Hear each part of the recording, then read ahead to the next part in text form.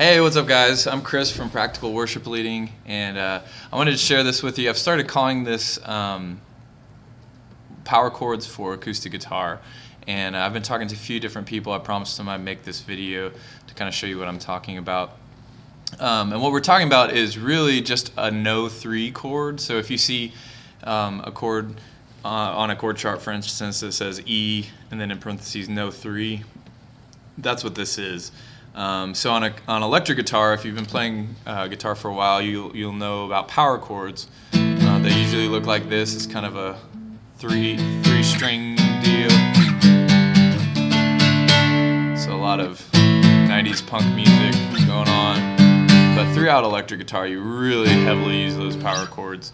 But that's become a very important modern sound throughout our modern music. And so it's important to be able to play that on an acoustic guitar as well, to match what the electric is doing, or just not to sound so major and bright and happy all the time when you're playing a major chord. So it's kind of hard to describe when you would use this unless I just show you. But basically, I use these chords all the time, especially in worship music, when I just don't want to sound too major, too like celebrating right off the bat, right? I want to kind of hold off on my happy celebration until maybe a chorus or something like that. Or I'm just trying to match what the electric is doing or the band is doing. If they're playing a really kind of dark sounding groove, I don't want to be playing this super happy, bright electric acoustic thing. So let me show you on a piano what I'm talking about, and then hopefully that'll make a little bit of sense when I say a no3 chord. So I've got my piano here, and so in the key of C, this is a C major chord, and you can see I'm playing. If this is C, that's 1, and then 2, 3, 4, 5. So 1, 3, 5 is what I'm playing, and so this third note is actually what we're talking about. You can see it's major chord, and if I move this third note down just a half step, it becomes a minor chord. Hear that? That's C minor. So here's C major, then move that down, C minor. So what a power chord or a no3 chord does is gets rid of this definitive note, this third note. So there's a C here, and then there's also a C up here. Here that's the same note. And then if I play a chord like this, I'm really just playing a 1, a 5, and then a 1 again. I'm doubling that C, and that's basically a power chord. It still sounds pretty full, but there's not that very major sounding note in there. You can hear that. So let me show you how you do that on an acoustic guitar. We're just going to go just kind of note by note, and I'll try to explain what's happening and show that to you guys. So the first one, let's just start with an A. An A major chord just looks like that. You know, you're used to that little, or you can do a little bar thing. To change an A from a full major chord into a power chord, we need to take away, this is actually that third note. There's that triad I was just talking about, that major chord.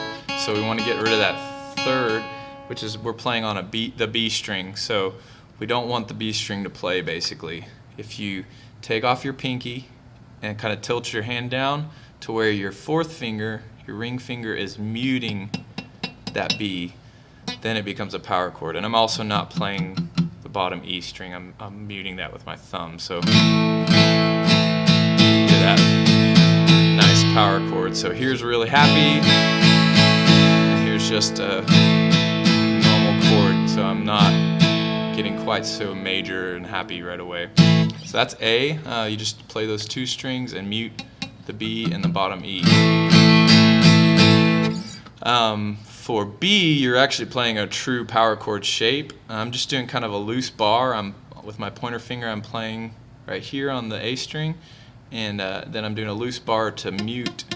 Actually, I'm muting that bottom E, top E, and the B string. And then here I'm playing these two. So a little bit tricky. You'll get the hang of it. Just practice that out. So I'm not hitting that bottom E or the B or that top E. That's a B power chord, and that's actually just the same as an electric. For C, there's a couple different things. If you're used to playing a C2 form like this, that's the normal one. What you can do is take off your pointer finger, and here's your third, and just again tilt it down to where you're muting that D string, because that's the note you don't want. And I'm also not playing that bottom E. See, I'm muting that. So there's a C2 because I'm playing this B up here, B string up there. But you can play a true C like this, and you're using your ring finger to mute that D string. Got a lot of nice little hammer-ons. You can go to A minor really easily, and then F. I'll show you that in a second. And then G. But so that's a C form. I use that one a lot, or a C2 power chord. For D, here's a D major. Not playing that bottom E because that clashes. But the note we want to get rid of is actually this high on the E string up here. That note right there we want to get rid of. So I'll just take off that finger that's playing that, and then tilt again. So you can hear I'm muting that top E string. There's your power chord. Sounds good. For E, I love this one. I use it pretty exclusively. So here's an E major, full happy E chord, and I actually play it like this. So I bar these three, and then put my pinky on here. If you know what a foot capo is, that's how I came up with this chord. This is basically an E chord using a foot capo, but I'm using my finger instead of a foot capo. Hammer on. Let's see, I love that sound much more than just a little too major on that one. If I play the third note there. So next is F. So everyone hates, especially beginner guitarists, hate playing a full bar of F. So this is really helpful to know. So if you think of playing an E but slide it up a little bit, that's where these two fingers are going to be. And then I move this finger up here to the B string, and my pinky's just hanging on that E. And I'm muting that bottom E. And I'm actually also muting the G string. So muted E with kind of with my third finger, and my thumb's kind of coming over, but you can really just push with your third finger to where it's touching that E string. And then my ring finger is muting that G, if you can see that.